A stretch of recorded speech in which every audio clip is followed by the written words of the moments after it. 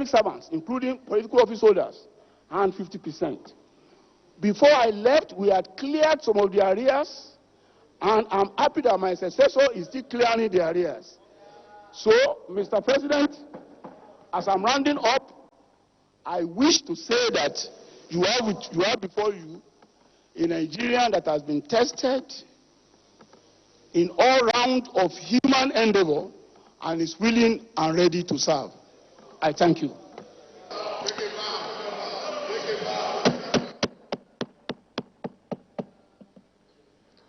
Senators Anayorocha Sokorocha, Theodi Oji, and Hassan Mohammed Gusau.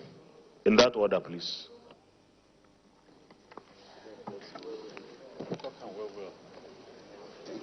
Mr. President, sitting as chair, when the great philosopher Emerson said, and I quote, "Power is a trust which can only be justified when used for the benefit of the common man." When he was saying that, he was talking about Rauf Arabusala.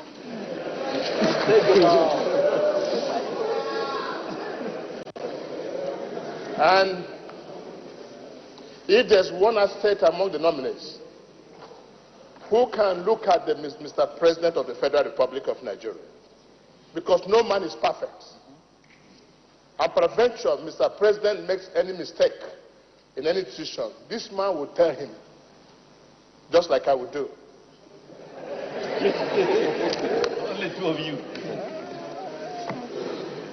He was a colleague, one that loves this country and prays for this country. The coming of Rauf into the Executive Council is indeed a blessing.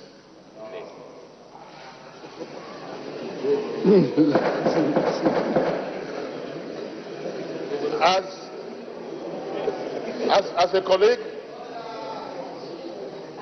we never agreed on many issues. We didn't agree on many issues as a colleague, but principles brought us together. I remember vividly, as their chairman himself, Oshimole. Yes? Please. You are protected.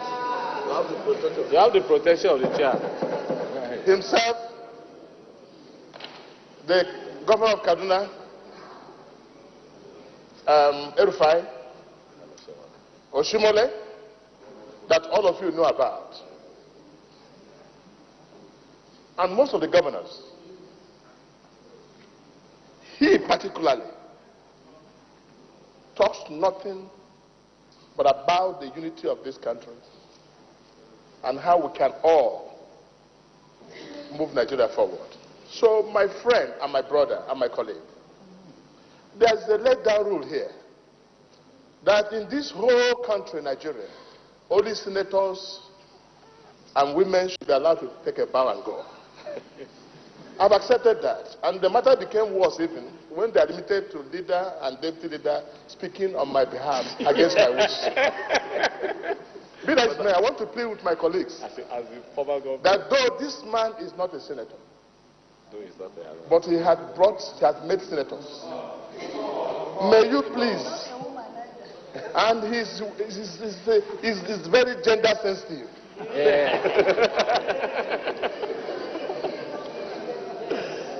And Aisha can bear me witness. For that reason, please can we honor be given to whom honor is due? Take a bow. Take a bow. I so submit. Yes.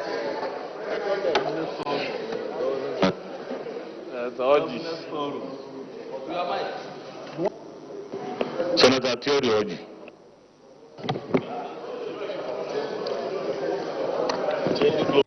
Thank you, Your Excellency, sitting in chair. My distinguished colleagues, my name is Senator Theodi Oji Ochendo, Abia Central. Your Excellency, we have had a pact here, and the pact that I will keep to is that you don't exceed 2 questions, and that your question has to be direct. Your Excellency, former governor, and now minister-to-be, I congratulate you for this feat. But it will look somehow if a person of your caliber and magnitude will come here and just take a bow and go. Because we want to draw from your experience and inspiration. Therefore, I'll just ask one. I reduce it to one simple question which you can answer. And that is the issue of taxation. Today, there are multiple taxation everywhere across the 3 tiers of government. Ministries, parastatals, imposing taxes on one issue. And this does not make for ease of business. I want to encourage business in Nigeria. Excellency, going into the Executive Council, what will be your attitude towards this so that businessmen will be encouraged to invest and we will grow? Thank you very much. Senator Hassan Mohammed Gusau. Mr. Chairman, my name is Senator Hassan Mohammed from Zamfara Central. Your Excellency, issue of salaries. During your explanation, you have said you have been paying salary in front. But from the papers, I read many mails, papers, we read that you cannot be able to pay salary for the last 1 year before your departure. Even though you didn't explain in detail, please, can you say more about salary, issue of salary in Osun State before you leave? Thank you. Senator Elisha Ishaku Abo. Thank you, Mr. the Senate President, now sitting as chair. Thank you for the opportunity. My name remains Senator Ishaku Abo, representing the people of Adamawa North Central District. I want to join my colleague from Osun and from the entire Southwest to extol the virtues of this great Nigerian. I remember in 2012 when I contested for the chairmanship of my local government as a very tiny young man. I visited you in Abuja, in Ikeja, Jerry Ikeja, in your house. You never knew me. You asked me to come in and I stated my problems, and you told me to come to government house in Oshobo and meet you. When I got there, I thought I would stay there for 3 days without seeing the governor. I filled a form, you saw my name, and you ushered me into your office upstairs. And you gave me the whole of your salary for that month to go to Adamawa and contest election. Today, through the grace of God, I am one of the people confirming your nomination. I want to join my colleagues to please allow this detribalized, honest Nigerian to take a bow and go. And also ask of Mr. President of Nigeria using this medium to give you a very big ministry. God bless you, sir.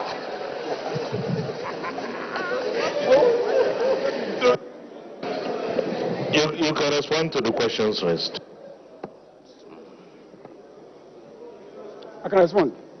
Mr. President, distinguished Senator, harmonization of taxes. My leader, the truth is Nigeria is a federation, and I'm a federalist. You see, there is a limit to what we can do on taxation in the Federation.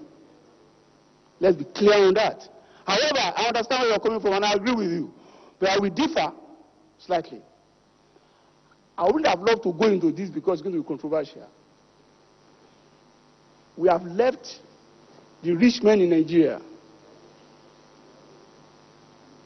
without discharging their responsibilities to the citizens, particularly on taxation.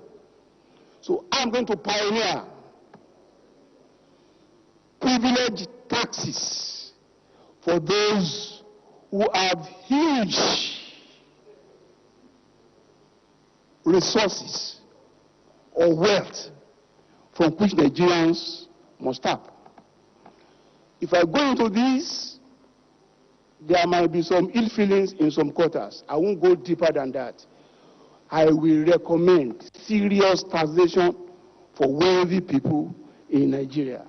If that will now translate into lifting the burden on the states and the local government to reduce their penchant for taxes that make poor people still give out of their inadequate resource, of course, I would have been satisfied.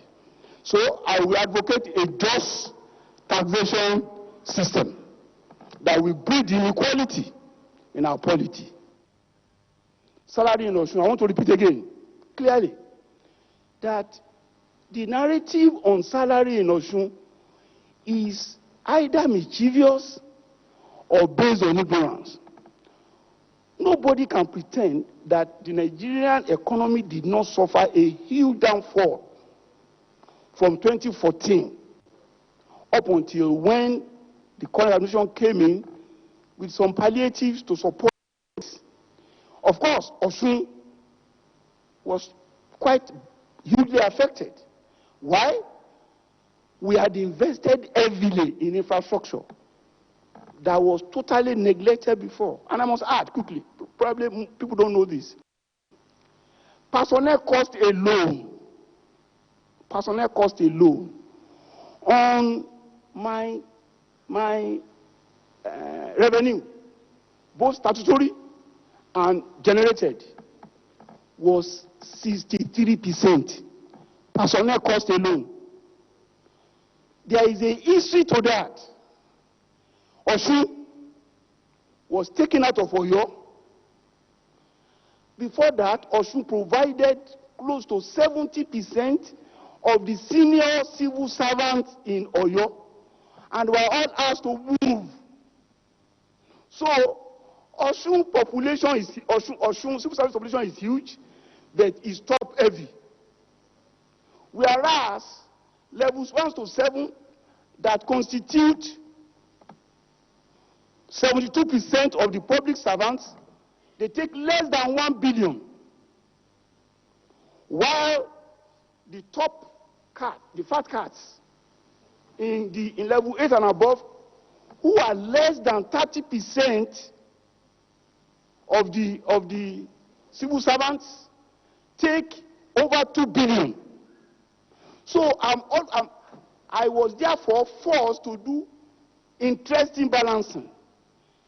Short of retrenching people, I had to constitute a panel under the leadership of Comrade Azan Sumonu to monitor all inflows, all revenue income, and apportion whatever is left to salaries. And that we did innovatively. How?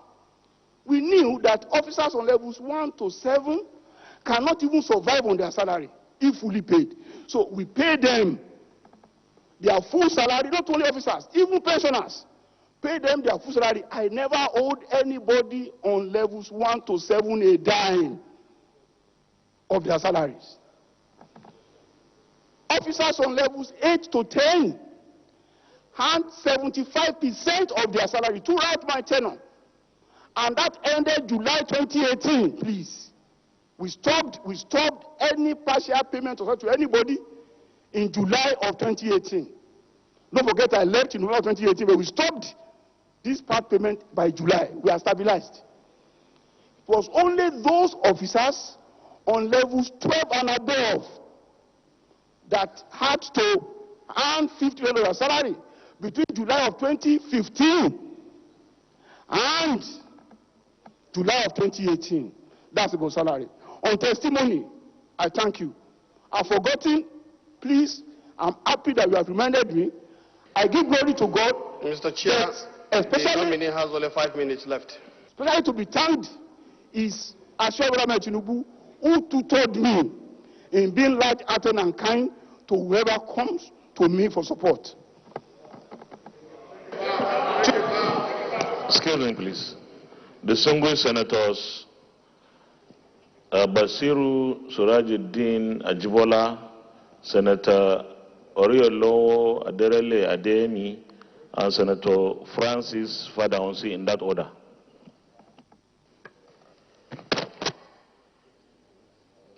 Mr. President, sitting as the chair, distinguished senators, I'm Dr. Surajuddin Ajibola Bashiru.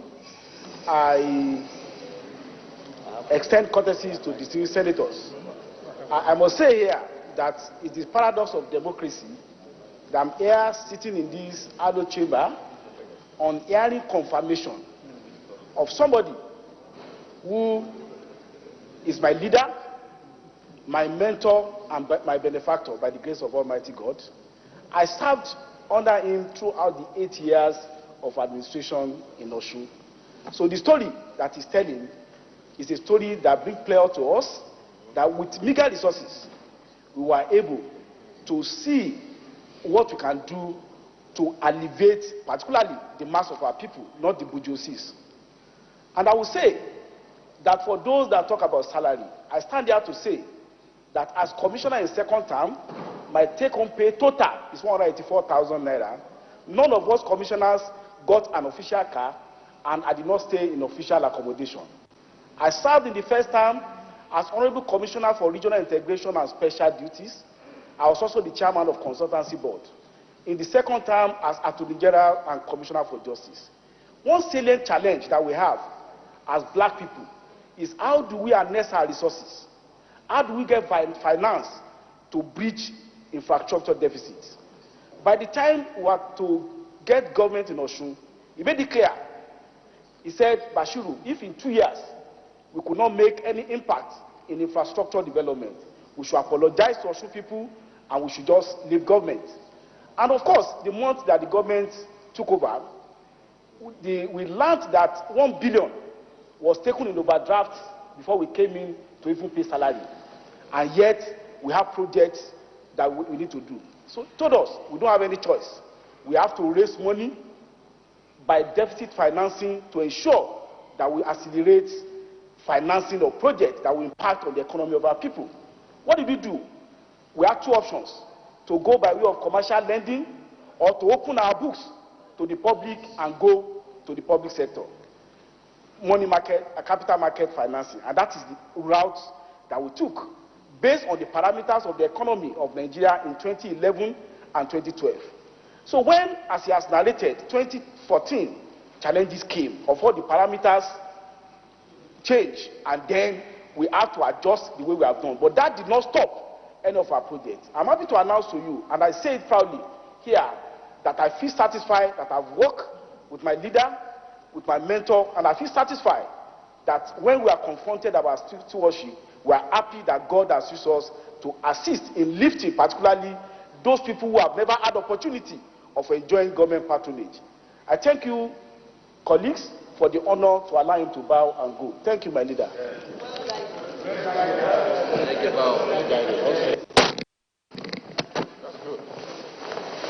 Mr. The chairman,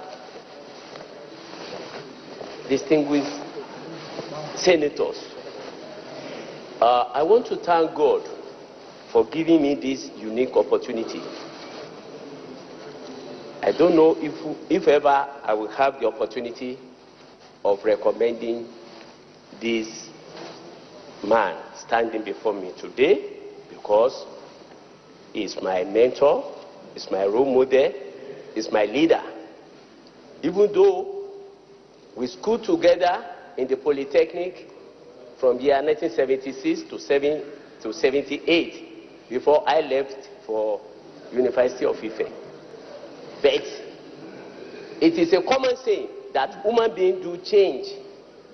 But this is a man I met to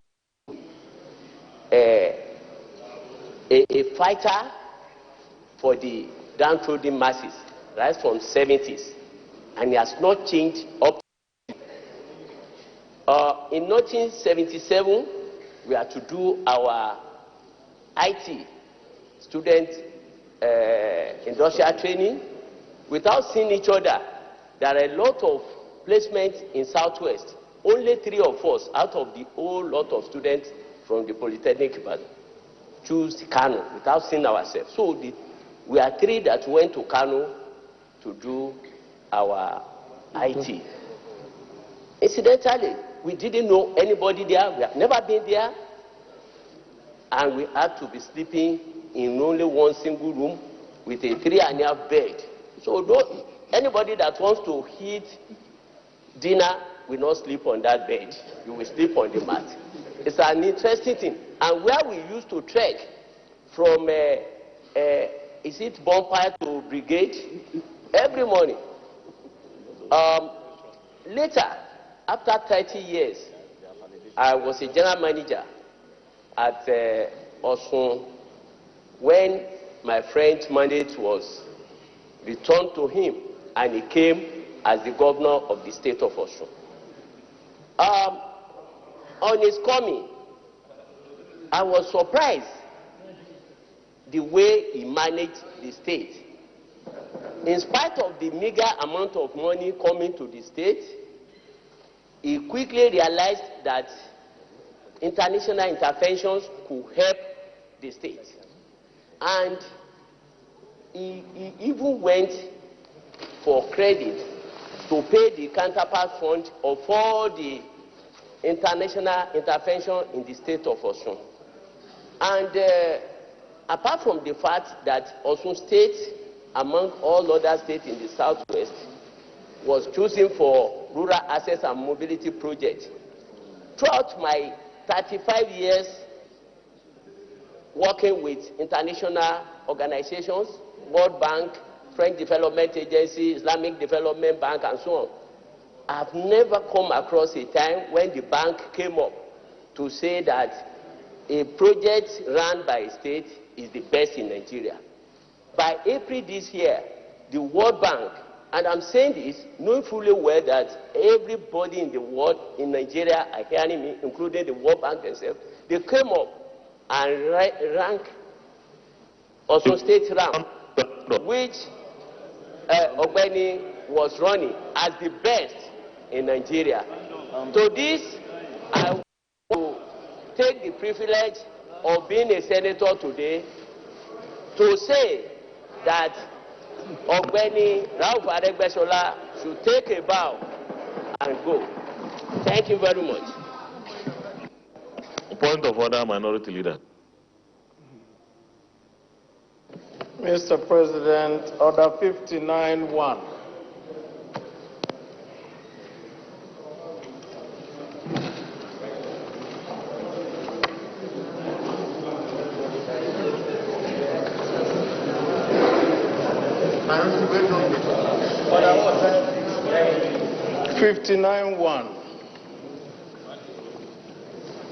After a question has been proposed, a senator writing his script may claim to move that the question be now put.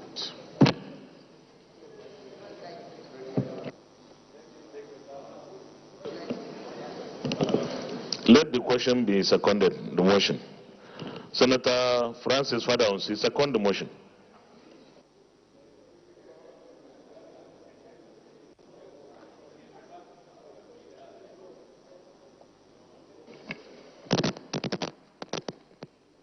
Mr. President of the Senate, sitting as the chairman,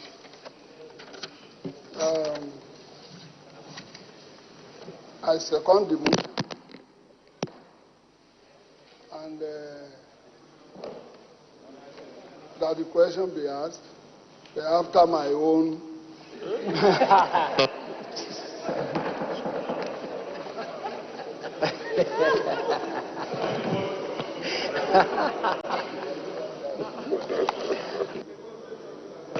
Second the motion, that's all.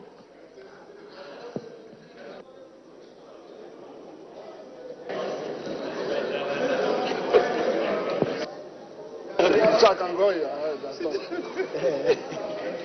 No, second the motion.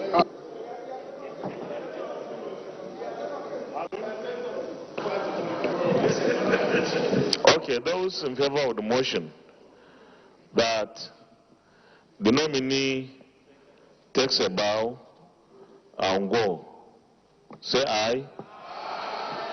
Those against, say nay. The ayes have it. You can take a bow.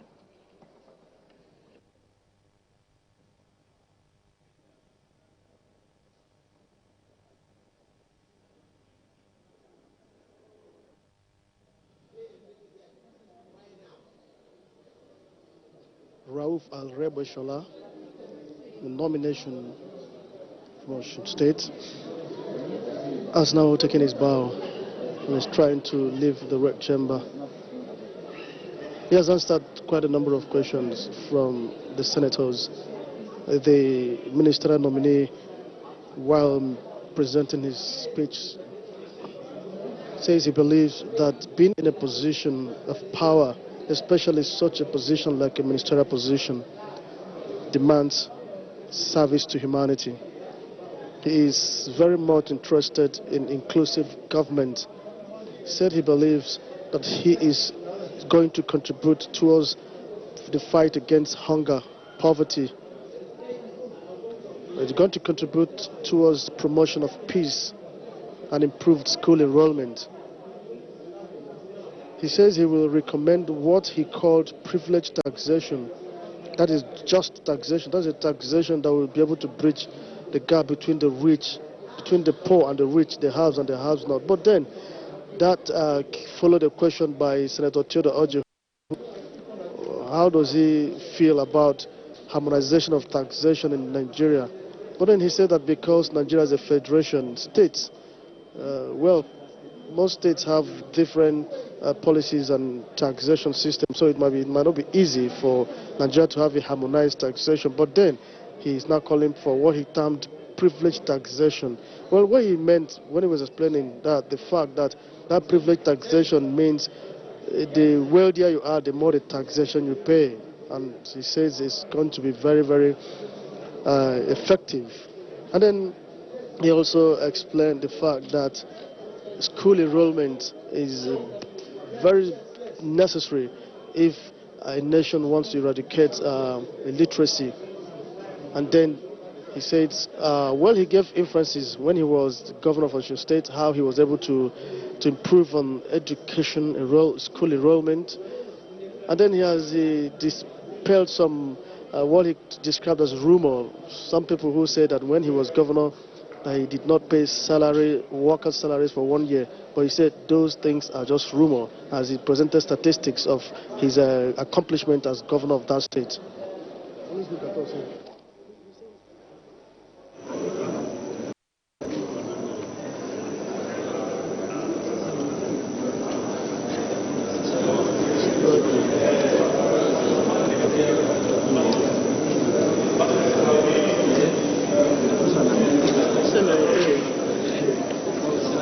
The next that is coming into the red chamber is the nominee from Cross River State, Godi Jedi Abba. The nominee from Cross River State. Godi Jedi Abba was born on the 20th of August 1958 in Obudu, Cross River State. He has a Bachelor of Science degree in International Studies from the Ahmadu Bello University Zaria in 1983. Godi Jedi Abba has a master's degree in international law and diplomacy from the University of Lagos in 1989. Now this is his turn to face the Senate and to defend his nomination as a potential minister of the Federal Republic. Distinguished colleagues, next nominee, point of order, leader. Mr. President, my highly revered and distinguished colleagues, I just want to raise an order based on an understanding that this distinguished Senate has reached at the beginning of this exercise. We stated that as a matter of courtesy and as a matter of keeping the sanctity of this chamber, members should not endeavor, however friendly and close we are to nominees, to be following them out of our seat after the process of confirmation has been concluded. So I would like to appeal to my colleagues, please, to kindly keep to this time-honored tradition. And we could do that kind of congratulations after we would have completed our exercise, either outside the chamber or at our various houses. So, Mr. President, I just want to make this as a reminder to my colleagues that you should abide by the rules of the game that we have already set for us. Order, resolution. Order, resolution of the Senate. Order.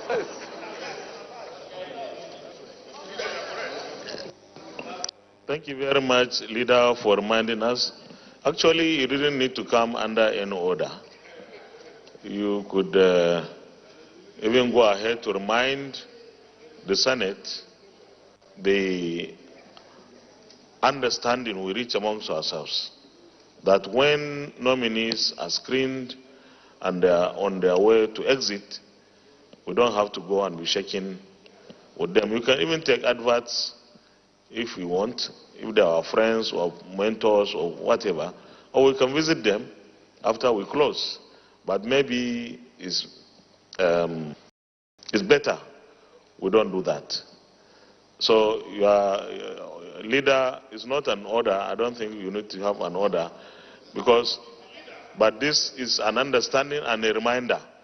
And Senate Minority Leader, I'm sure you are in support of that reminder. Thank you very much. Well, distinguished colleagues, we have Mr. Gwadi J.D. Agba, the nominee for Cross River State, who is on the podium.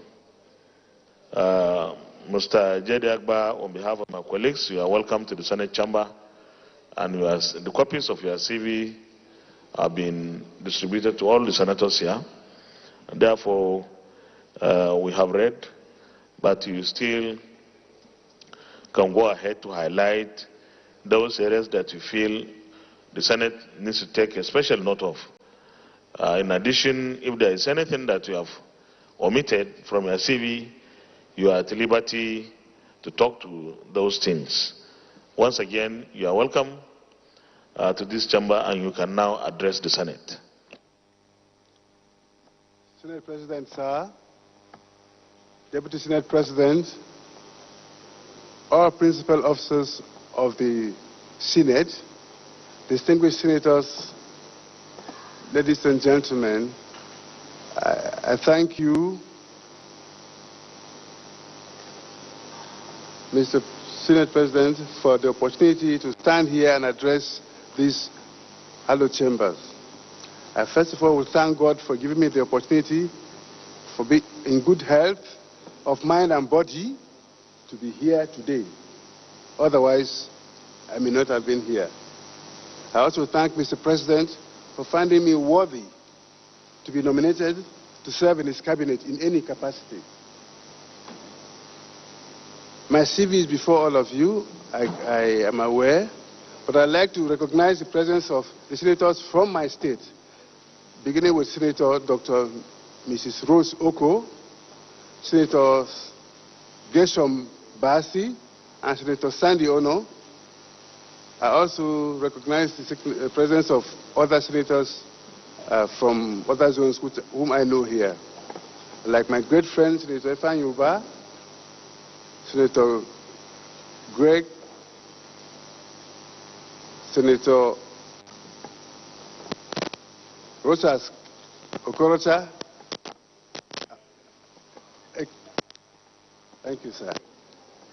All right. My CV is before all of us, and I'll just pick a few things. Oh, I forgot to mention Senator Dino Maleye, my very great friend. Thank you, Senator Dino.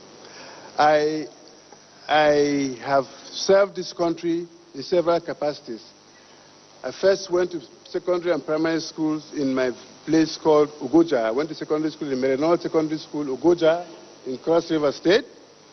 After finishing secondary school, I did A-levels, HSC. I finished in 1978 and didn't get admission that year to university. So the next year, 79, I went to Zaria.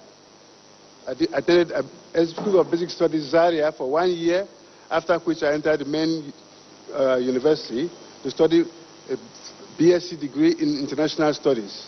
I graduated in 1983, June 83, and did the national service in Port Harcourt, after which I was lucky to be employed into the Federal Civil Service of Nigeria, from where I was posted to the FCT, the Ministry of Federal Capital Territory, as Admin Officer 2 in 1984, October. I worked in that capacity until 1985, when I was appointed by the late Minister of FCT as his PA. I worked in that same capacity until the next minister took over from him, and I still serve in that capacity.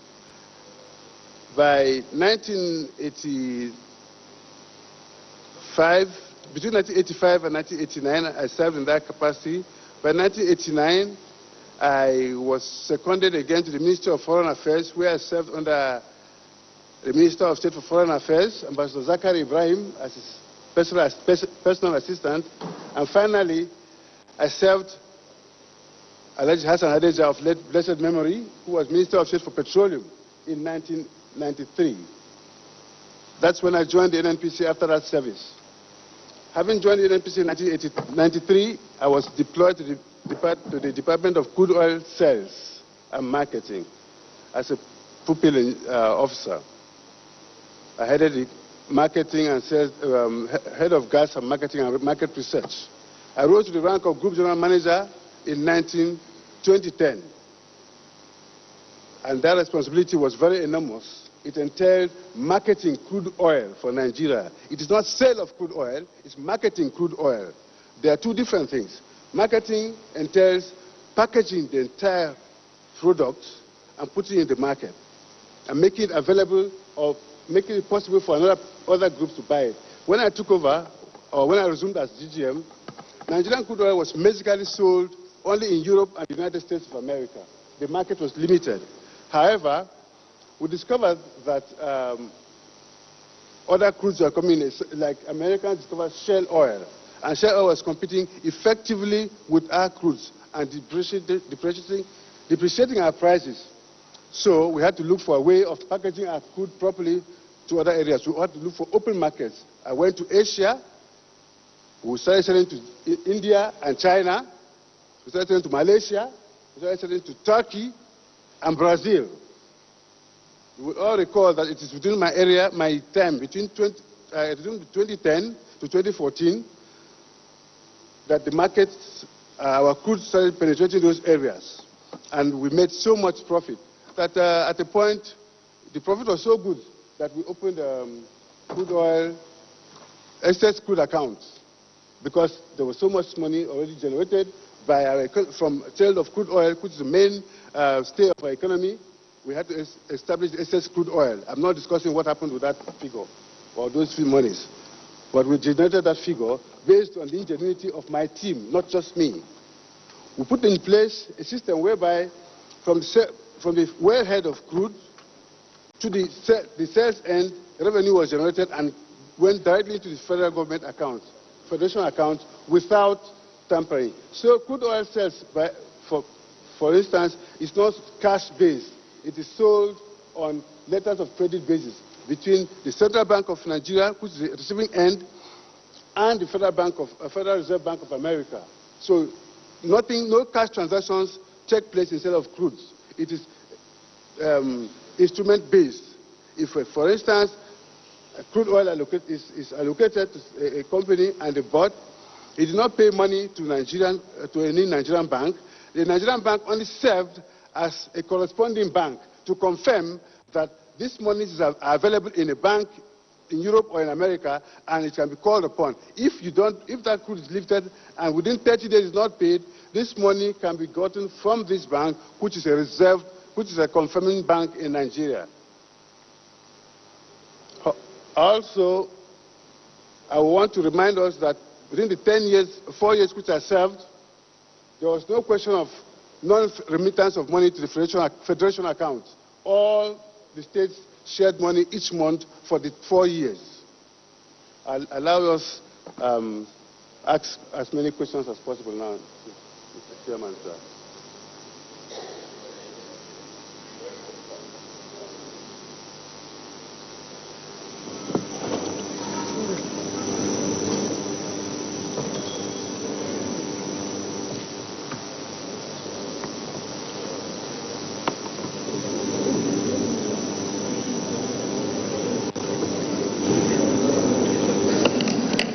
Senator George Thompson Sekiwo.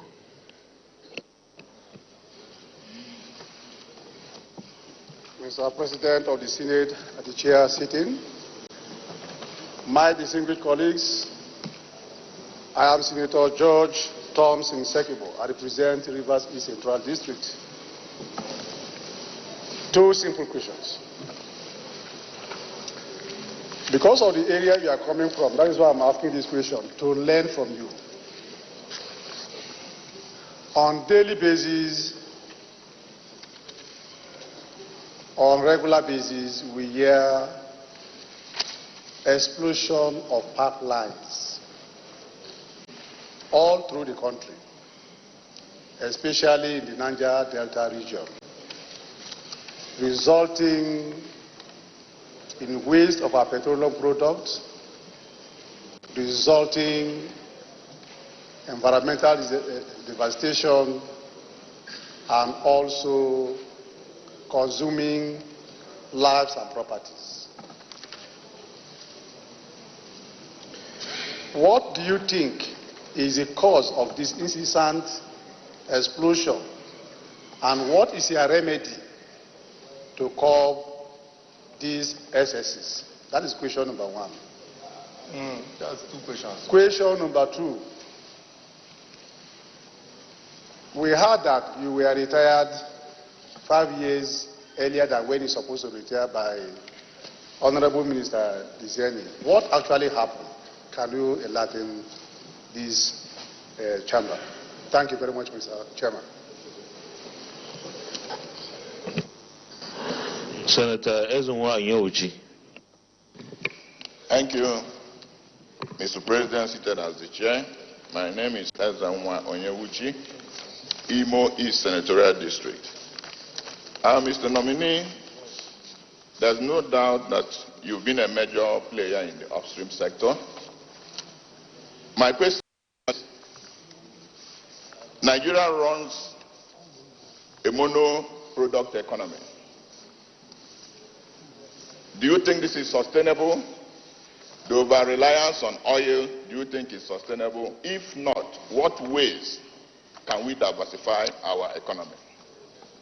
The second question for you is, how do you assess the implementation of the local content policy? Do you have ways of achieving a better policy? Thank you very much. Minority Leader. Thank you. My name is Sain Abaribe, Abia South. I'm also going to ask you a question based on your expertise. One of the biggest problems we have in budgeting in Nigeria is that any time the budget is brought to the floor, we are told to wait until they bring what is called MTEP. And inside the MTEP is always the revenue sources stipulated. And we find that whatever is given to us as the price of crude on which the budget is based, after a short while, there will be an interplay between this Senate and the executive once there is a disagreement in terms of the future price of crude, which underlies the budget. So I would like you to tell us, having been in crude marketing, as you said, how we can have a seamless operation of knowing in 1 year what our crude will be worth, so that when we are doing our job here in terms of the budget, we will not have a difficulty in interfacing with the executive. We would like to be educated on that. Senator Aisha Tudairu Ahmed Binani.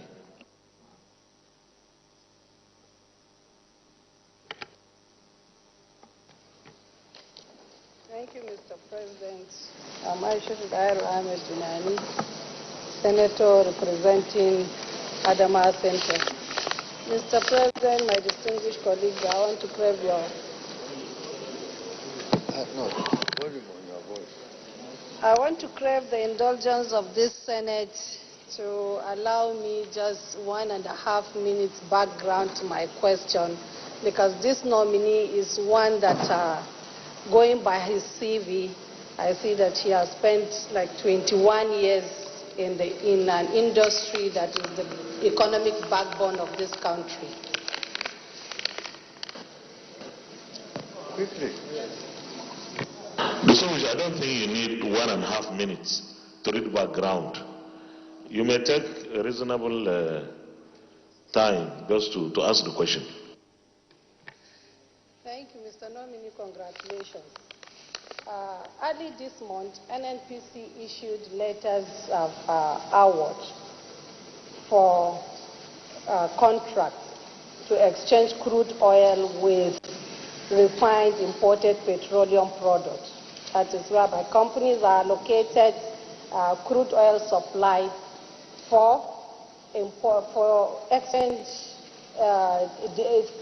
to deliver refined petroleum product to NNPC.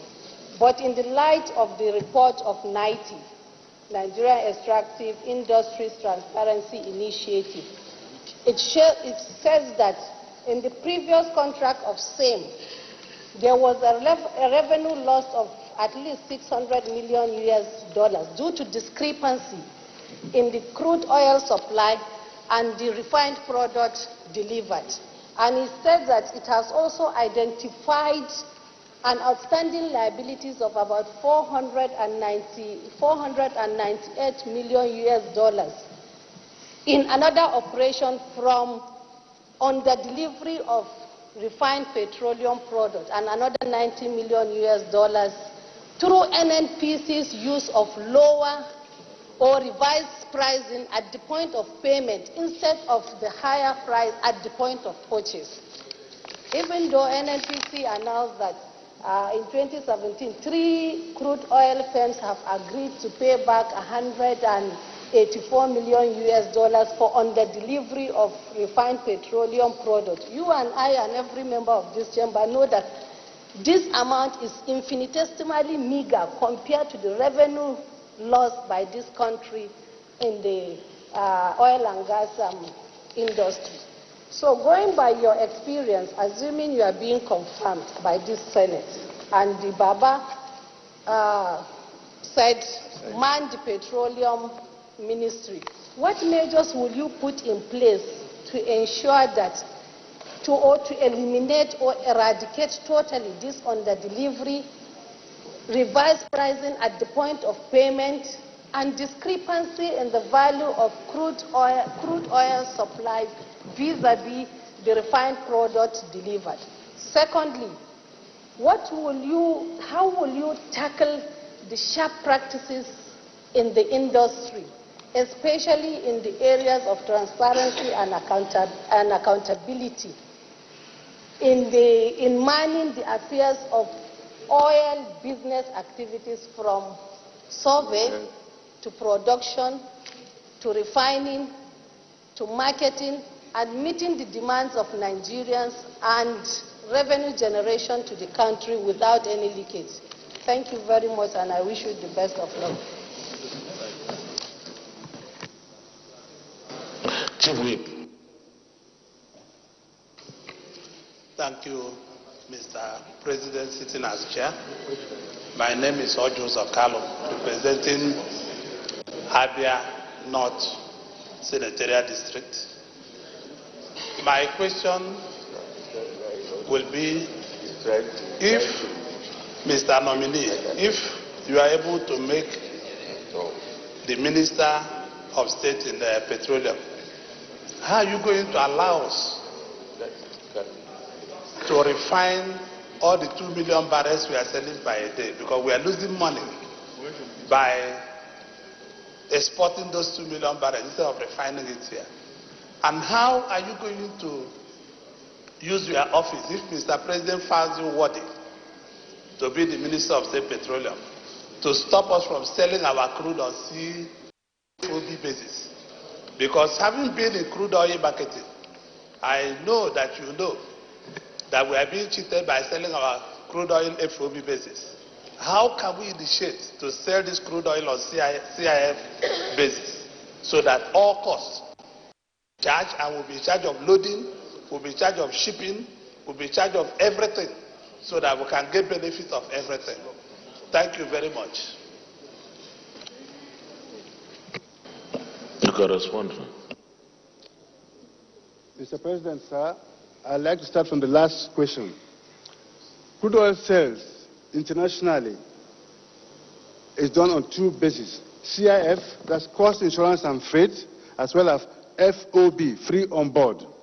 CIF means we are responsible for the cost of the fuel, the crude, the insurance of the crude, and the freight. Freight means transporting it. So if you come and buy crude from Nigeria, Nigeria will provide the vessel, Nigeria will provide insurance for that cargo, and Nigeria will provide the cost. You pay the cost, and we'll take care of all that. The danger in that is that, and the other one, free on board, is that you bring your vessel, you buy a crude, you bring your vessel, we load it. Once you put the tie in the knob and you pump into the vessel, you fill the vessel, as you disengage the knob, it becomes your property. If at the point of sailing there's a bomb and your vessel sinks, it's your business. You've paid for, we have collected. It's your business. That came to force. You remember when we were in the military regime, our country had many litigations. We were like a pariah state. So any country that has problems with Nigeria can go to get into arbitration from anywhere. Once you get arbitration and they said, garnishi, permit me to use legal terms, garnishi or seize them, they can seize any vessels, any of Nigeria's property anywhere. Crude oil is our mainstay. If they seize 10 of our cargoes, because the court is sitting in Geneva or in America or in London, says, hey, Nigeria is owing this man 10 million or 200 million worth of dollars of money, seize anything. The first thing they'll go for is those cargoes that are on the high sea, which will generate him his money. So it was safer for us at that time, and it is safer, to sell on CIF because nobody can seize your vessel. Once we load your vessel and we take off the pump head, it becomes your property. What happens to it is no longer the liability of NNPC or the Nigerian government. It's not the property of the Nigerian government any longer. Whereas CIF holds us liable until the port of discharge. So if you load in Bonny and you are going to Amsterdam or Rotterdam or Antwerp, until you get to Antwerp and you discharge into the tank and the man accepts that the calibration is okay, then liability stops being ours. So that's the disadvantage of both sides. Then, actually, for grading, for refining our products, sale of products, you see, our refineries are in the least 50 years old. And any property or any vehicle or vessel or machine that has 50 years lifespan, has lasted of 50 years, requires to be refurbished regularly. There are standards for required because turnaround maintenances. We have not done turnaround maintenances for a long time. The only one we did, it's like giving your Mercedes-Benz car to a motorcycle mechanic to service. you know what you get. That's what we did only once. So refineries require that we do turnaround and maintenance every 2 years. If you don't do that, you're not going to have maximum product from your refineries. So our refineries are old and indeed obsolete. However, refineries like refineries in India and Brazil are 70 years old. They last 70 years because they are periodically maintained. We have refused to maintain ours, so we are in that predicament. However, also, our refineries are configured to refine only one stream of crude. Nigeria has 32 streams. Port Harcourt refinery, for instance, is programmed to refine only Bonny light crude. Kaduna refines only heavy crudes and escravos. Warri refines escravos. Escravos.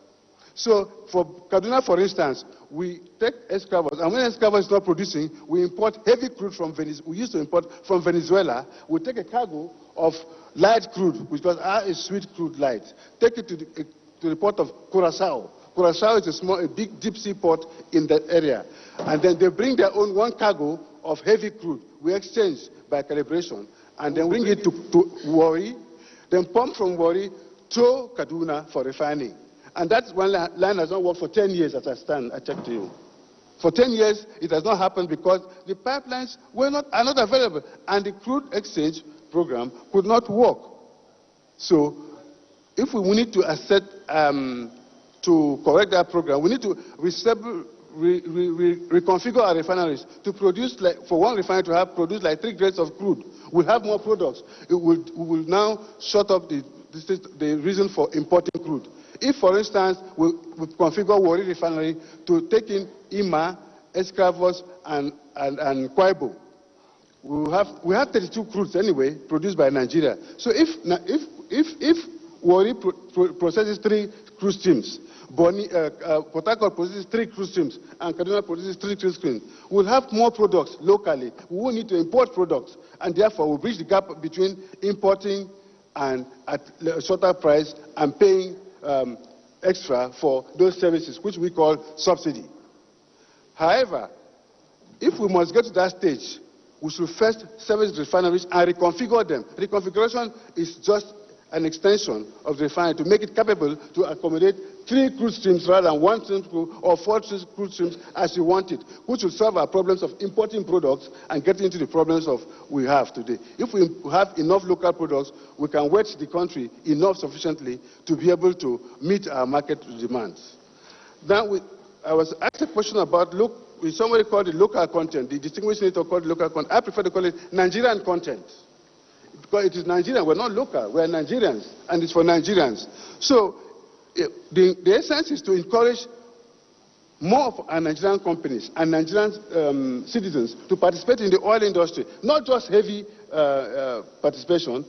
Even welders, you'll be surprised to hear that welders are brought from Houston, from Paris, to come and weld underground welding. A welder earns $10,000 per month. $10,000 per month per welder who is brought from Houston to weld pipe, whereas our boys are there languishing. If you teach them, train them to weld, they will do that welding very well, and the capital flight which goes to France or to Germany or to Houston will remain in Nigeria. $10,000 for just welding or for a diver. That's that's Nigerian content. And more Nigerian companies are being encouraged to participate in the downstream and upstream industry so that we'll be able to have enough employment for our staff and our own hands-on in it. Most of the laws we are operating today are obsolete. They were designed by the IOCs, international oil companies, to service their interests. So we must revisit those laws to make them compatible with the Nigerian situation so as to be able to enhance output and optimize revenue generation from these sections.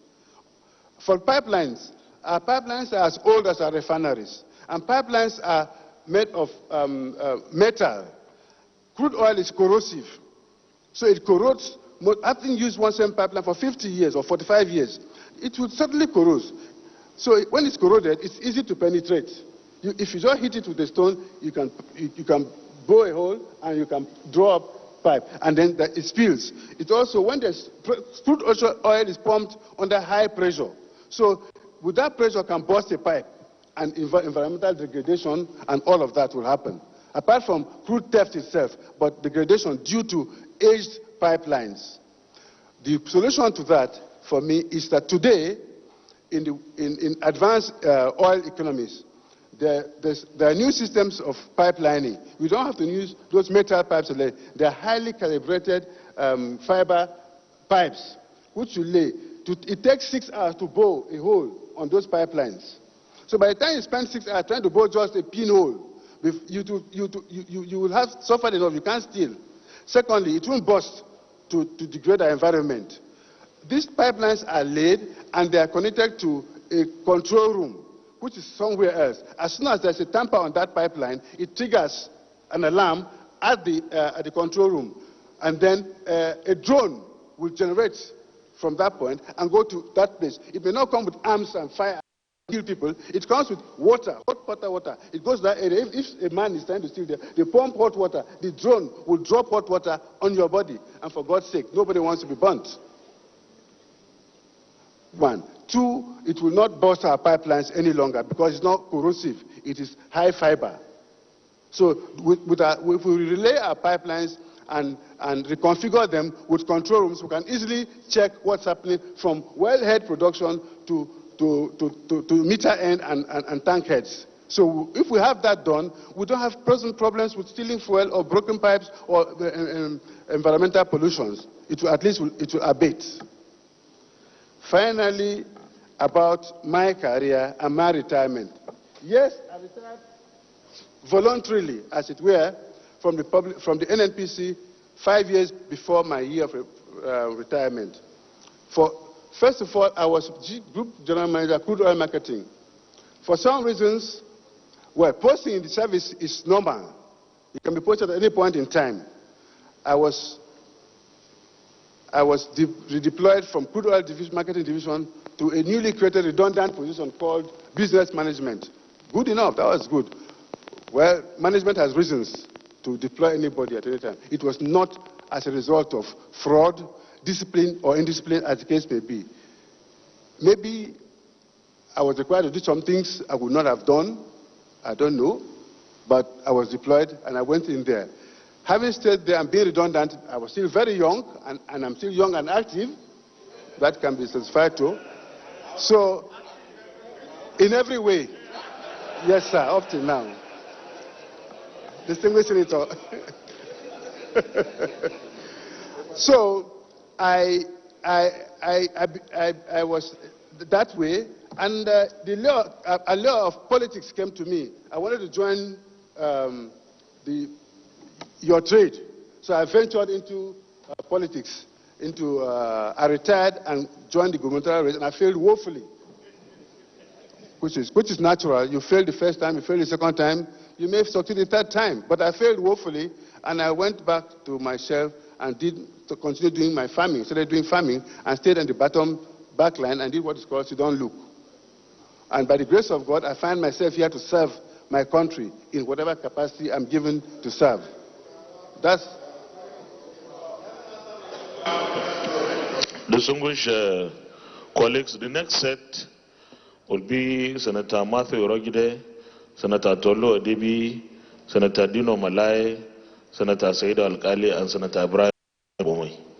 In that order. Thank you very much, Mr. Chairman. I'm Senator Matthew Rogide. I represent the good people of Edo South and Federal District. Mr. Chairman, distinguished colleagues, I want to crave your indulgence in congratulating my friend, my brother, Mr. Godie Agba, on his nomination by Mr. President to be considered for ministerial appointment in the Federal Republic of Nigeria. The Senate has listened with a whole lot of attention. The very professional explanation that this nominee has given so far to all the questions that have been asked. If we are to do a proper assessment that is fair, It is clear that this nominee has knowledge, deep knowledge about Oxford. And of course, just like one of my distinguished colleagues mentioned earlier, that you have spent 21 years all in crude oil marketing. Of course, the explanations you have given very apt and detailed. No doubt that you have knowledge. Crude oil being the mainstay of our economy, there have been practices about the sale of this product. To date, in fact, the militancy that we still see in the Niger Delta is attributable to this issue of people going to find out what is in the pipeline, the crude oil. There has been this practice they call topping. Topping. It's a sharp practice, no doubt. Of course, you must have heard of that. So this senator want to know what is topping. Because that one attended,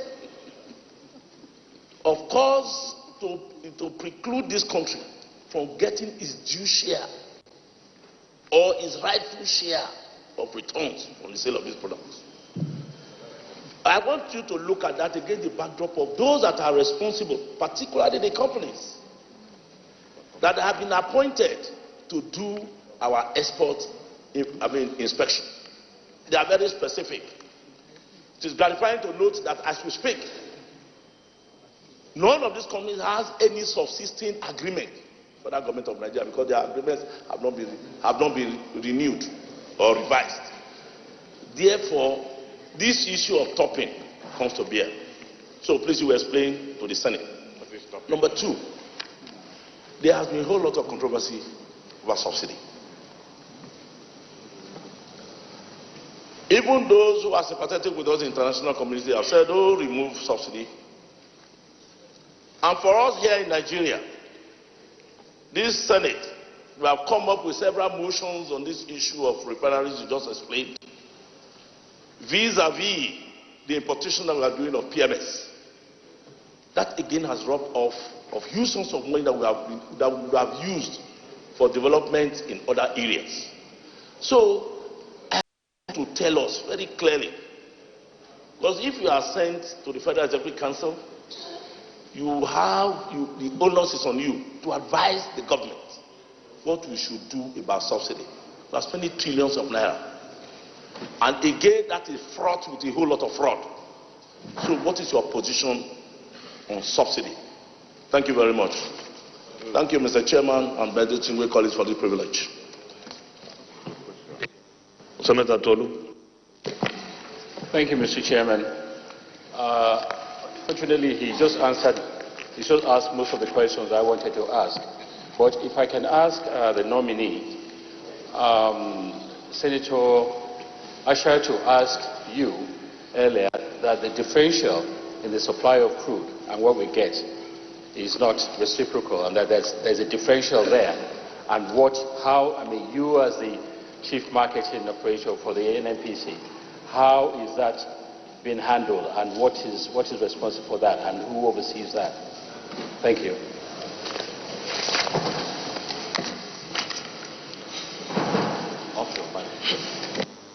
Senator Dilo Malai. Mr. President, my very respected colleagues, Dino Melaye, Kogi West.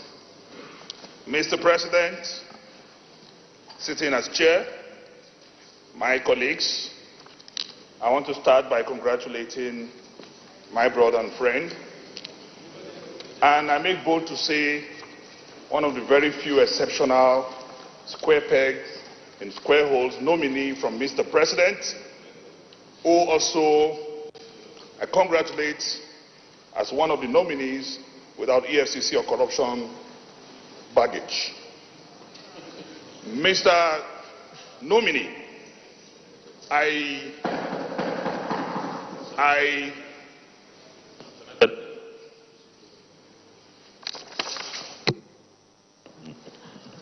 Distinguished colleagues, all the nominees went through security clearance And if anyone has any EFCC case, the Constitution of the Federal Republic of Nigeria provides for innocence until proven guilty. So none of our nominees is a convicted person. You can go ahead. Thank you, Mr. Chairman. I have not pronounced corruption and conviction, but some are undergoing investigation, and that is what I'm saying.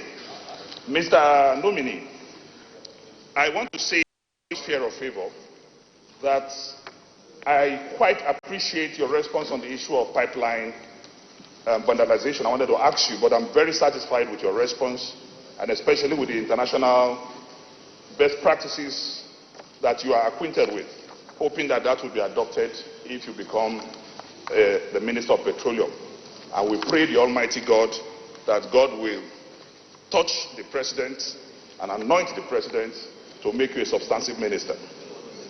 Mr. Nominee, the issue of crude oil production, we have problems knowing exactly what is our crude oil production volume per day. And this has been shrouded in a lot of secrecy, and is one of the reasons responsible for major corruption in this country. As minister and someone that we know who behaves with every sincerity of purpose of heart and commitment, how will you use technology like it is used in Venezuela, in Saudi Arabia, in Iran, and even in our neighboring Ghana? Technology is used to determine the volume of production per day. What will you do if, by the grace of God, you become the Minister of Petroleum, to check and give Nigeria first-hand information of what the volume of our production, crude oil production per day is? And lastly, the question has been asked by my brother Matthew Orogede, but I want to emphasize that apart from procurement in this country, the greatest corruption in Nigeria is in the oil sector. And the larger percentage of that comes from the subsidy regime.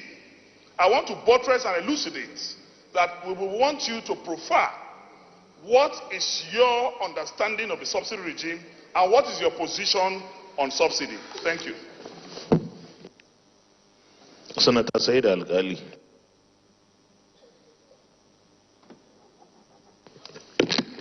Thank you, Mr. President.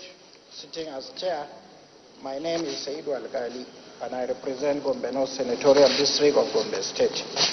The honorable nominee, you are aware that the federal government has embarked on poverty alleviation schemes, such as Empower, Market Money, Trader Money.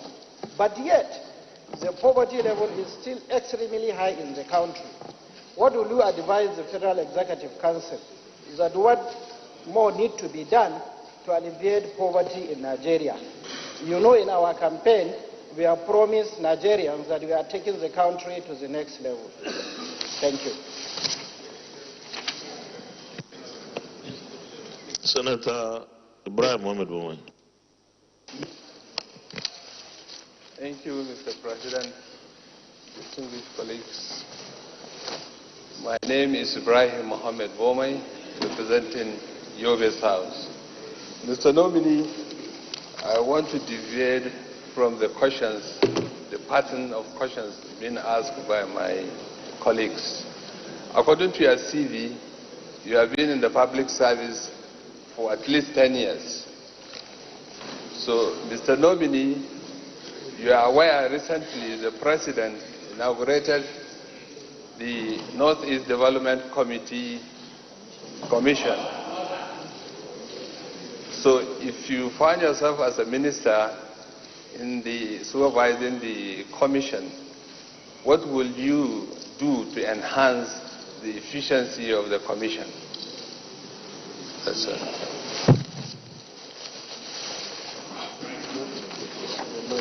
Oh, okay. Thank you. You can respond, please. Okay.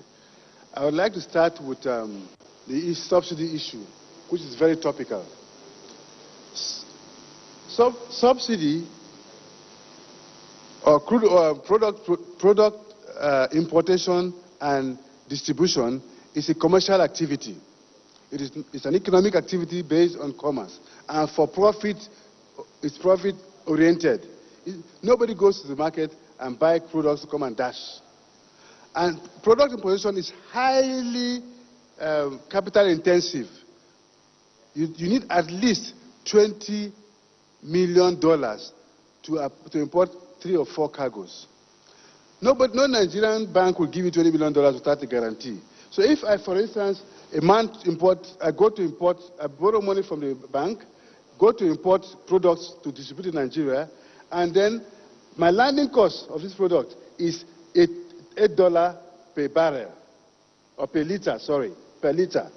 And the PPPRA has a template which says you cannot land at $8, it's at $6 per liter. There's a lacuna of $2. Who pays for that? I'm into business to make money. So I borrow money from the bank. I need to pay back the loan and interest. So, and then you are saying I cannot, and I landed this product in Nigeria below cost, below your template price. Somebody has to pay. So the solution to that for me is revamp our refineries. Make us produce more. If we produce more crude, we don't need more products. If our refineries work well, and we produce, for instance, Port Harcourt will start refining 3 crude streams. Kaduna 3 crude streams and other. So we have more products locally. It will not be attractive to go and import any longer. You will see at that point, subsidy will disappear gradually by itself without government pronouncing it or the National Assembly prescribing it. It will disappear because it's easier for me to go to Kaduna, buy products, and sell within the Kaduna or North Central Zone than to go to America or Europe and import commodity with shortfalls, which nobody will pay me for. So the market will be flooded with products, and then we will not have reasons to have a shortfall between PPPRA pricing unit and the landing cost. There will be no landing cost no longer. So you have no reason to ask for subsidy because nobody will even listen because it is available. The refineries are working full blast. Products are available. If you want to do crude oil trade, products trade, go to PPR, go to Warri Refinery, go to Port Harcourt Refinery, go to Kaduna Refinery, buy the products and sell. And at that time you can even liberalize. But the margin will not be as high as importing the import margin. So if you are buying at this price and selling at the X price, and the margin is this low for you as profit, you don't need to go import and have a lacuna there where you cannot pay. You have a bank loan to pay. You have the price shortage to pay. That's my solution to that one. And then for topping, Senator Matt, topping, you see, in the industry, there are very many terms which are wrongly used. Permits me to deviate a little bit. Somebody says, for instance, one person is doing bunkering, and he says, bunkering is not a crime. Bunkering just means supplying bunkers to a vessel. So when you bring a vessel to load crude oil or anything in a country, or if you own a vessel, every port you go to, you have agents or managers there who supply water, supply cigarettes, supply drinks, and supply food for the crew. When you move sail from Lagos to Sierra Leone, you stop at Sierra Leone, some new bunkers are put because the crew has to be fed, crew has to drink, crew has to smoke, crew has to bath. So you need to supply them water, fresh water, supply them food, supply them drinks, supply them cigarettes and alcohol. They are in the vessel for 30 days on the high sea. They need to survive. So this is called bunkering. Nigerians misconstrue it to mean stealing. Bunkering is not stealing. It's a legal and legitimate business. It's like you buy an aircraft. Distinguished Senator, you have an aircraft. Your aircraft is flying from here to another place. You must have an agent in that town who cleans your aircraft when they land. He cleans the aircraft, puts food, puts water, and checks tires and checks calibration before it goes to the next flight. So it's a legitimate business. Topping, I will assure you, is wrongly used in our country. Topping means stealing and adding more volume to what has been calibrated. It's padding, as it were. However, it's hard to happen from here because, you see, There are 19 agencies at the loading port. We call it terminals. At the loading terminals, there are 19 agencies.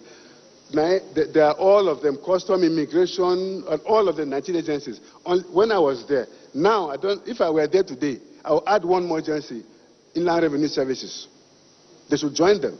So these agencies are all there to check how much crude is loaded in a vessel, whether the quantity is X, and record it, and report to a group called NAETI. NAETI cross-checks that on a monthly basis and gives quarterly reports to the presidency. So, for topping, it is difficult to just add to it, because these agencies are, you can't brought 19 agencies. You can maybe compromise 2 agencies, but you can't compromise 19 agencies who are there at the same time loading. It's quite difficult. I'm not saying it's not possible to do this. The IOCs could do that because we do not have the technology to monitor the molecules from the beginning, from the wellhead to the end. We don't have that technology. But we can have it if we address it. We can have the technology. But we don't have it now. So the IOCs determine what volume of crude to declare and what volume of crude we got, because we don't have the control head. So if I were in charge, I would ask all oil companies, both local and international, to establish a control room. I saw recently, I'm sure most of us saw it, and Saudi owned. It's a big room like this. From the molecules, from the production head, every molecule is accounted for. As it goes onto the line, until it gets to the market, it's accounted for. We can do that in Nigeria. It's technology. It's just setting up a room like this. It's like what you call a war room. So if you said that, yeah.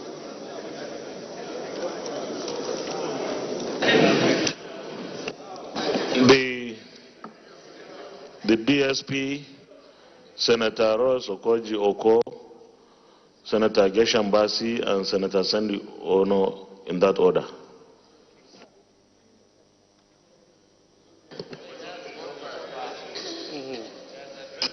Thank you, Mr. President. Respected colleagues.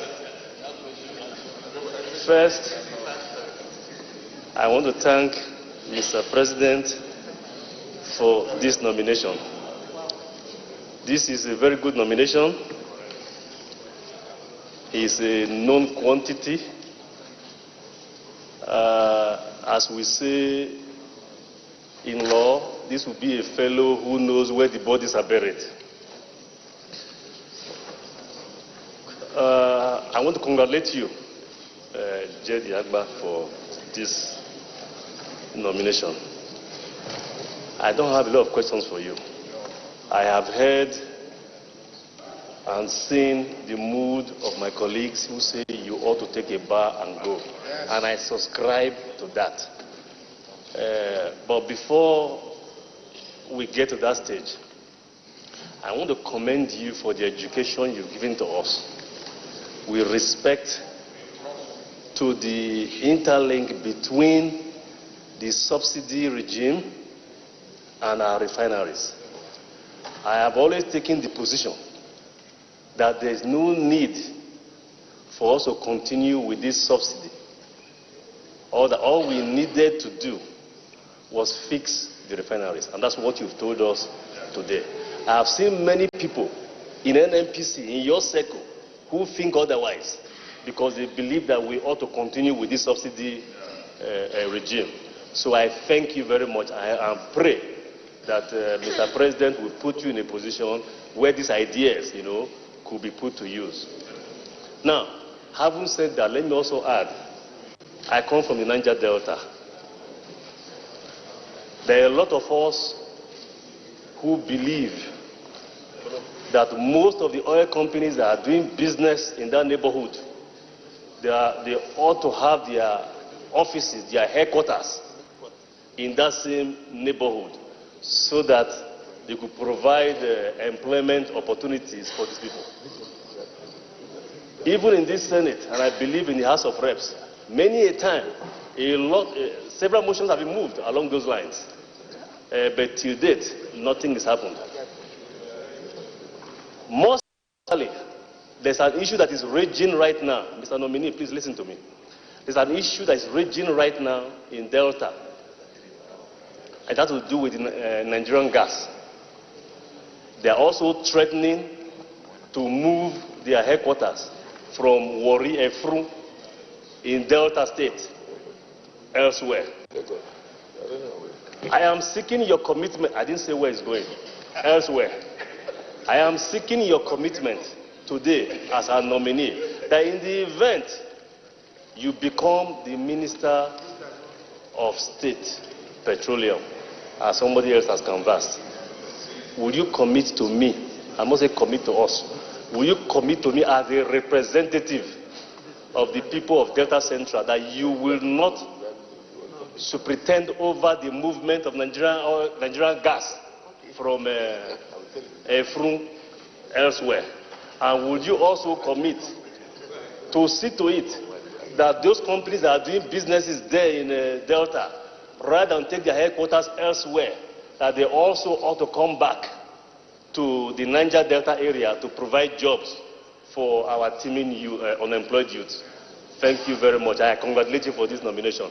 Thank you, Mr. President. DSP, my brother, you know, if and when he's confirmed and assume he's given the portfolio of the Minister of Petroleum Resources, he's just one person. That can be a policy of government, or this Senate could pass resolutions and follow the implementation through. But I fear that even if, because he wants to be confirmed, commits to those things you ask him to commit, it takes more than him to keep those. So I want you to be a little bit lenient with him, that he will work to ensure that so you should know what to say about this. Senator Rosoko. Thank you, Mr. President. Distinguished colleagues, my name is Rose Oko, Cross River North, and the constituency of the nominee. Mr. President, sitting as the chair, distinguished colleagues, you would all agree with me that Mr. Godi Jedi Agba is a technocrat par excellence that brings a lot to the table in a very strategic and critical area of our economy. Mr. President, distinguished colleagues, I would like to personally thank Mr. President of this country for nominating somebody like himself from Cross River State, notwithstanding the very many and eminently qualified people from that state. He stands out, especially in his area of specialization. Mr. President, distinguished colleagues, from the various responses that he has given, I do not think that I need to speak so much more about Mr. Godi Jedi Agba. And because of the responses that he has given, very eloquently given, to the various issues that expertise, I would like to urge this hallowed chamber, our very distinguished colleagues, that for a nominee that brings so much to the table, for a nominee that will be a major part of the solution to the problems that we have in that sector, that he should take a bow and go. Chikina, take a bow. Can we then assume that you have spoken for your other colleagues from Cross River? Senator Sandy Ono is raising his hand. Right? Okay, Geshambasi. Thank you, Mr. President. My name is Gershom Bassi. I am a very proud senator representing Cross River South in this 9th Assembly. Today I'm very proud because Cross River State has brought to this chamber a nominee that has clearly demonstrated huge capacity in his area of expertise. Several questions have been thrown at him, and he has been extremely articulate in the way in which he has proffered solutions and answers to all these questions. He is a man of capacity. Tremendous. And we are proud. So let me second the suggestion made by my distinguished colleague, Rose Okuka, that this gentleman, this man of huge capacity and talent, this man who has demonstrated not only knowledge, but technical know-how in his area of expertise, should take a bow in this chamber and leave. I so submit. Senator Sandy Ono, you can second the seconding. Mr. President, sitting as chair, is a very good man. Mr. President, sitting as chair, distinguished colleagues. Behold Prince Godi Jediagba. He is a prince of the ancient Utuwan kingdom of Northern Cross River region. His father, Uti Jediagba, is 57 years and counting on the throne as paramount ruler, one of the oldest serving paramount rulers in Nigeria. They were endowed with the right values and mores growing up. This certainly has seen him through the civil service, where he has showcased himself as a man of integrity and probity, rising, as he has told us, to the enviable height of General Manager Crude in NNPC. He retired meritoriously. Mr. Chairman, when his matter was brought before us in the Cross River Senate caucus, we didn't find it difficult accepting that this was beautiful. Even when we are all PDP senators and he's an APC stakeholder who attempted with the likes of Senator John Owaneno and Victor Ndomegba to do the impossible.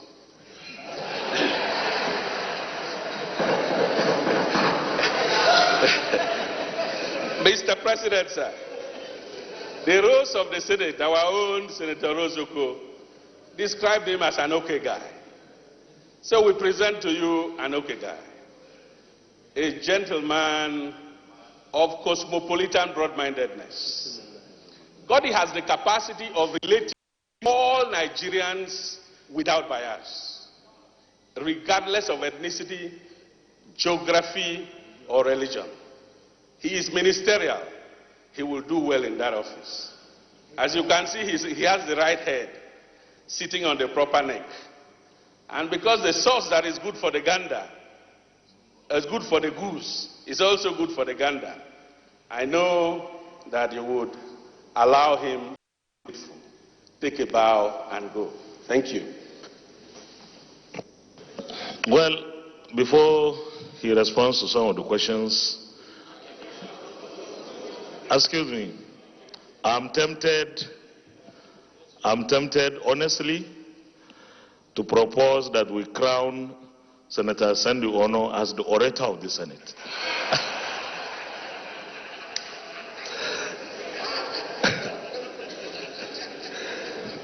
So some issues were raised. You can respond, including the commitments in court from the so you can respond as quickly. President, am I protected? I'm protected. So I hide under your protection. I will not promise what I cannot deliver. However, I would like to make a comment. We are in an economy which is struggling to survive, striving. We have spent so much money in the NGC project. What sense would it make to move it from that place to any place else? What happens to the infrastructure? What happens to the money is wasted? I don't think anybody is contemplating that in its correct sense. I do not think so. Mr. Distinguished Senator, I think you should check your facts right again. Nobody can contemplate that in its correct senses. We have put in so much money. Besides, sir, I give an example of the pipeline in Europe, for instance. The pipeline that Russia takes gas from Russia through to Europe, it passes through Syria. When the problem was between Syria and you know who, what did the Damascus do? He rushed to Putin and said, guy, I'm under threat, they're going to kill me now, protect me. And Putin just locked the pipe. Speak to the mic. And then there was no flow of gas to Europe, and men were dropping dead. The old men were dying anyhow. It was winter. We have laid the pipeline. We are working on the West African gas pipeline from Warri up to the whole west coast of Africa, which may link up to Morocco and to Europe, which will bring us more revenue. Why do we block it now? Simple economics teaches us that you should, certain industries should be close to the source of raw material. So why do we do that? I don't contemplate that happening.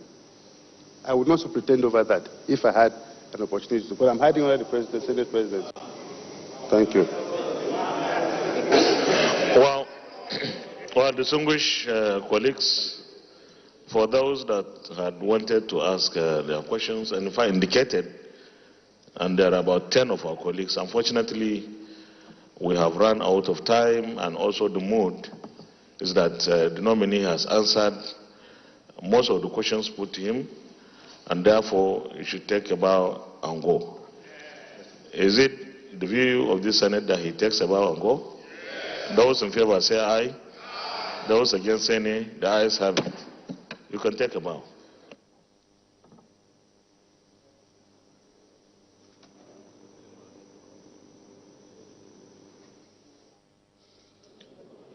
Well, Godi Jedi Abba has just passed through his own screening. But it's very significant to know that the nominee is a technocrat who has actually explained vividly the mechanics and politics of the oil sector, especially when it has to do with subsidy. Well, Godi Jedi Abba explained that there is need for Nigeria to refine all its crude by first servicing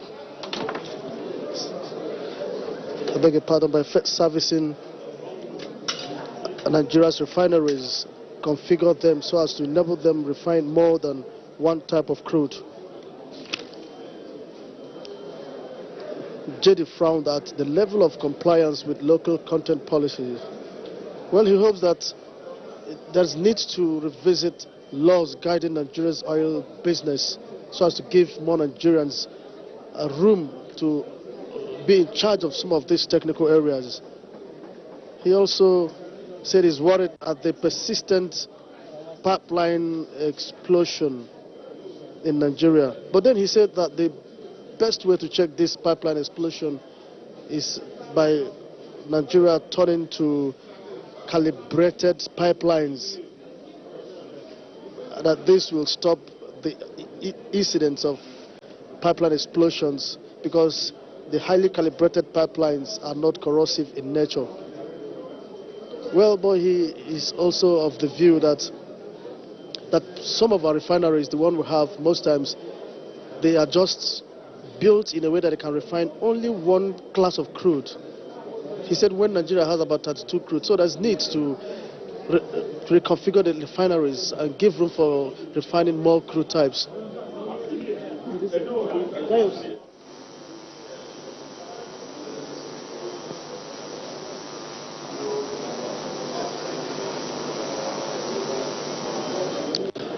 Now the next nominee for the screening is coming in to the chamber. He's already inside the chamber.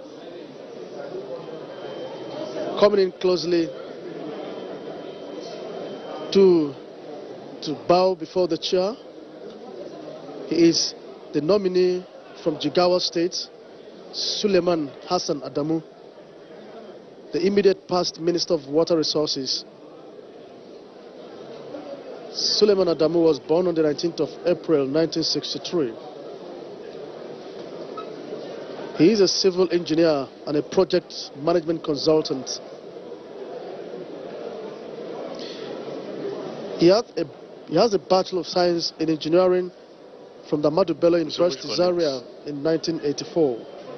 He has a Master's degree in Project Management from the University of Reading, United Kingdom in 2004. Engineer Suleiman Hassan Adamu is on the podium, ready to defend his ministerial nominee. From Jigawa State. No, Minister, on behalf of my colleagues, You are welcome to the Senate chamber, and we have all been given your CV, and we have all gone through the CV. You have an opportunity to emphasize those things in the CV that we need the Senate to take note of. And if there is anything that is omitted but is of consequence and significance, you can speak to it. Once again, you are welcome to this screening exercise, and you can address the Senate. But before then, let me welcome members of the House of Representatives and other members of your delegation who have accompanied you here. You are welcome. Thank you. Thank you very much, Your Excellency, the Senate President, distinguished presiding officers of the Senate, the majority and the minority side. Let me also acknowledge my own senators from Jigawa State, Senator Daladi Sankara, Senator Ibrahim Hassan Hadija, and Senator Sabono Kudu. In addition, I would also like to acknowledge some of my good friends in the Senate, particularly Senator Abu Kari, my childhood friend, Senator Kabir Rugaya, my senior uncle, brother, and a host of others.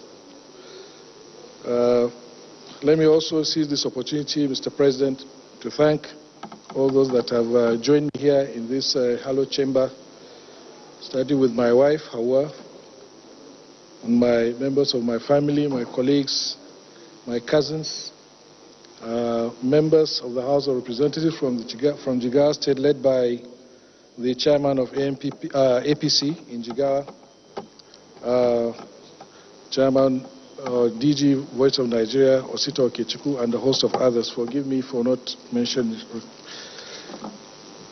Mr. President, sir, I would like to thank you for giving me this opportunity. 3.5 years ago, I was here on this kind of screening, and I would like to express my profound appreciation to His Excellency President Muhammadu Buhari for giving me yet another opportunity to be of service to my country. I believe, given this opportunity, I will put in my best again, as I think I have done in the last 3.5 years, to the service of my fatherland. You have your CV before me. I don't want to go too much into it. Suffice to say that I was born in Kaduna, although I'm a citizen of Jigawa State. Born to a family of public servants, my father being a civil servant in the then Northern Regional Government of Nigeria. Before the creation of states, where we moved to Kano, where I started my primary school, and ended up in Kaduna, first at Mogwai Local Education Authority Primary School in Kano, and later at Capital School, Kaduna. Thereafter, I went to Federal Government College, Kano, a place I'm very proud to mention because the motto of that school, as you all know, is a unity school, was Pro Unitat. And I am a citizen of Nigeria by virtue of the fact that I grew up with people from all parts of Nigeria.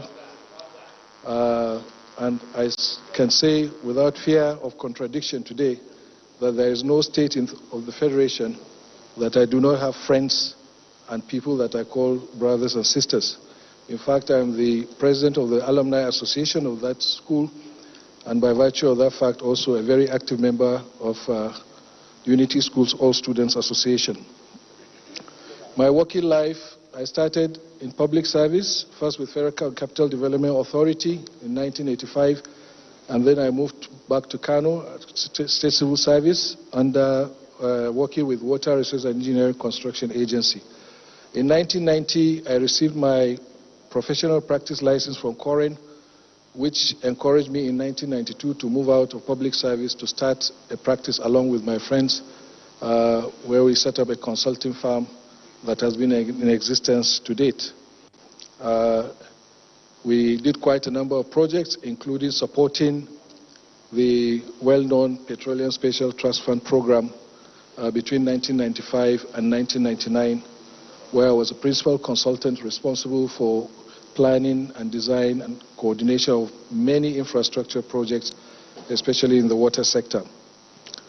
Professionally, I would say I'm fulfilled, having been made a fellow of the Nigerian Society of Engineers at the age of 36 in 1999, and barely a month ago, I was privileged to be invited by my peers to be conferred with the highest professional honor to engineers in this country, where I was inducted into the Academy of Engineering as a fellow. Politically, I've been very active since 2002 in the Buhari organization. I've headed directorates of research, strategy, logistics, and so on over the 3 campaigns or 4 campaigns that we had between 2003 and 2011. In 2010, I was elected National Vice Chairman of the Congress for Progressive Change, CPC, representing the Northwest. I've also served as Special Assistant to the President in the 2007 campaigns, among other activities. But what is of import, I think, here is the fact that I was the immediate past Minister of the Federal Ministry of Water Resources, where I conducted the affairs of that ministry in the last 3.5 years. So I'll just crave your indulgence, Mr. President, to speak a little about some of the work that we did there, whereby we started with a roadmap. We developed a roadmap for the sector, I think probably for the first time, a 15-year roadmap that will lead to greater improvement of the water resources sector. We met a sector that was in serious crisis. We started with our roadmap. The roadmap included issues that had to do with policy. So we started with policy issues.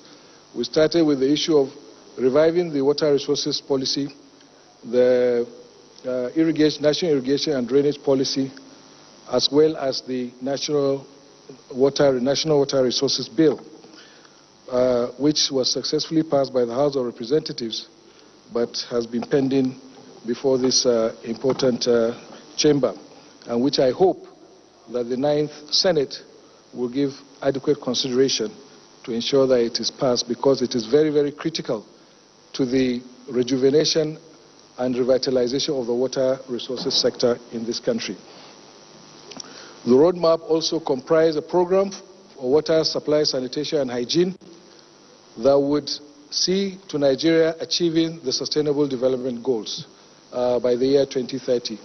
Of course, the Ministry of Water Resources is responsible for SDGs 6.1 and 6.2, water and sanitation.